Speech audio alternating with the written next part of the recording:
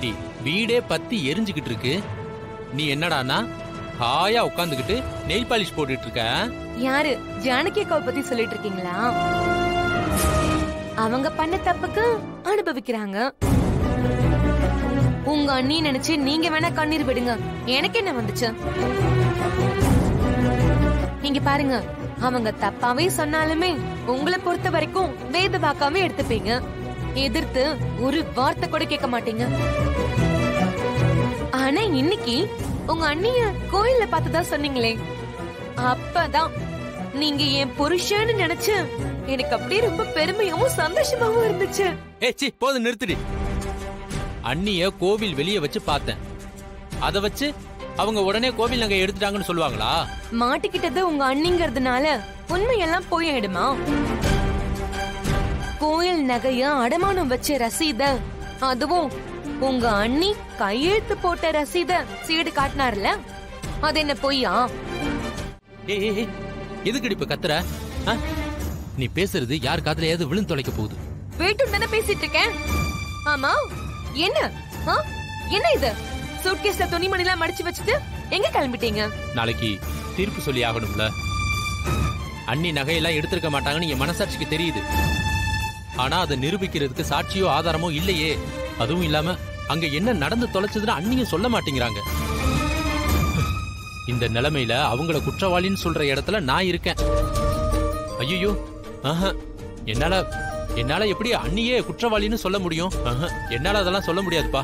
அதுக்காக போட்டி படுக்கையெல்லாம் கட்டிக்கிட்டு அப்படியே வெளியூர் கோடி போயிடலான்னு பாக்குறீங்க? வேற வழி? இன்னும் இப்படி முட்டாள்தனமா பேசிட்டு இருக்கீங்க.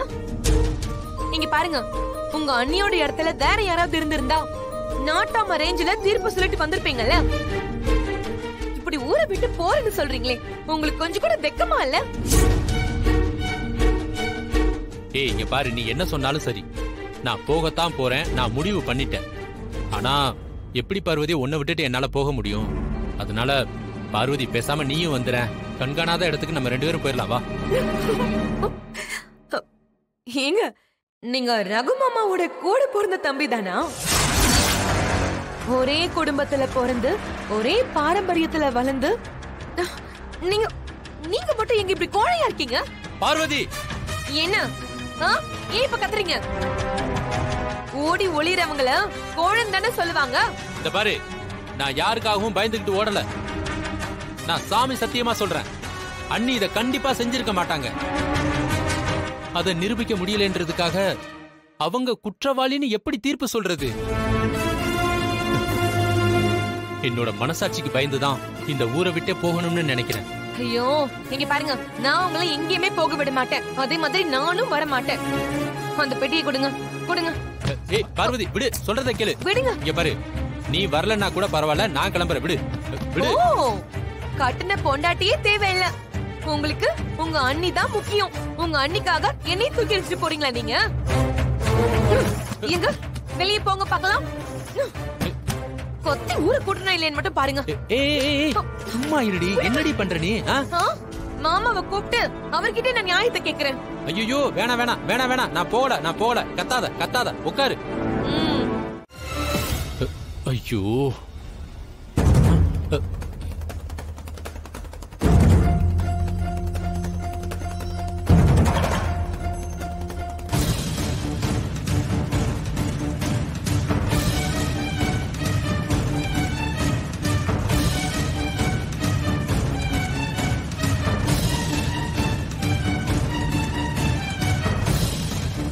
சிவா, என்னடா தீர்ப்பு சொல்ல பயந்து ஊரை விட்டு போயிடலான்னு பாத்தியா?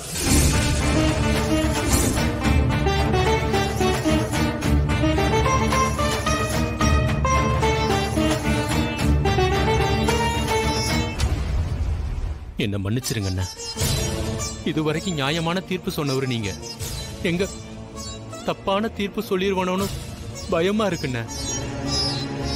உன்னை யார் தப்பான தீர்ப்பை சொல்ல சொன்னது? இல்லண்ண, அண்ணி இந்த காரியத்தை பண்ணிருக்க மாட்டாங்கன்னு நம்ம எல்லாருக்குமே நல்லா தெரியும். ஏதோ ஒரு 4 பேர் சாட்சி சொல்லிட்டாங்கன்றதுக்காக அண்ணி எப்படினே குற்றவாளி ஆவாங்க? ஆனா நான் சாட்சியை நம்பித்தானே தீர்ப்பு சொல்லணும். அப்புறம் அது அன்னிக்கு எதிரான தீர்ப்பாயிடாதா? நீ நியாயமான தீர்ப்பதா சொல்லணும். அதுக்கு என்ன செய்யணுமோ அதை செய். அதை விட்டுட்டு ஊரை விட்டு போறேன்னு சொன்னா அதுக்கு என்னடா அர்த்தம்? அண்ணே, நேத்து வீசின காத்துல கோபுரத்துல உட்கார்ந்தவன நான்லாம். எனக்கு உங்களவுக்குலாம் யோசிக்க தெரியவே தெரியாதுண்ணே. என்ன தயவு செஞ்சு மன்னிச்சிருங்க அண்ணே.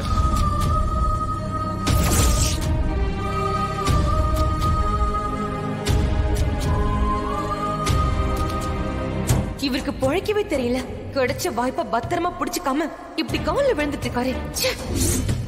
அண்ணி, நீங்க எதுக்காக கோயிலுக்கு போனீங்கன்னு சொன்னா இவ்ளோ குழப்பம் வந்திருக்குமா? பாருங்க, உங்களால சிவா ஊரை விட்டே போறேன்னு சொல்றான்.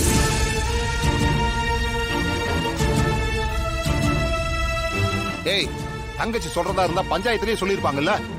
இப்ப எதுக்கு அதை கிளறிட்டு இருக்க? அண்ணே, நான் வந்து இப்படிதான் மாமா என்கிட்டயும் ஊரை விட்டு போறேன்னு புலம்பிக்கிட்டே இருக்காரு. நீங்களே இவரை கண்டிச்சு விட்டாதான் இவர் அடங்குவாரு. சிவா, தீர்ப்ப சொல்றதுக்கு சாட்சியும் ஆதாரமும் இருந்தாலே போதும். ஆனா உன் மனசாட்சிக்கு இவ குற்றவாளி இல்லைன்னு தோணுச்சுன்னா உண்மையை கண்டுபிடிக்கிற வரைக்கும் நீ தீர்ப்பை தள்ளி வைக்கிறது நல்லது.